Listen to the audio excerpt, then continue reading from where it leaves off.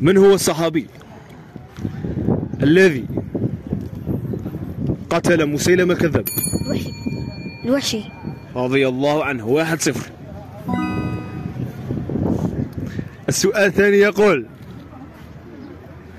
ما هي أقصر سورة في القرآن؟ سورة الكوثر. سورة الكوثر. السؤال الثالث: من هو الصحابي، ركز غاية، من هو الصحابي الذي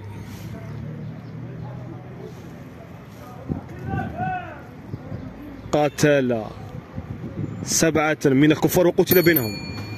جليبيب. رضي الله عنه. جليبيب. إسلام 3 وياسر 0. إسلام 3 لمرة ثانية يفوز فيها إسلام. تفضل ساعة مرة أخرى، أعطينا كلمة لهذه الجائزة مهداة من عليفون. تفضل إسلام. نشكركم على هذه الجائزة، صح فطوركم. اللي راه تاكل على روحها مرة أخرى يجي وينافسني. صحيح. سعيد صدقوا عليه. صحيح. إسلام لمرة ثانية قالكم اللي باغي ينافسني يكتب في لي كومونتير اسمه ولقبه. مرحبا بكم، صح فطوركم.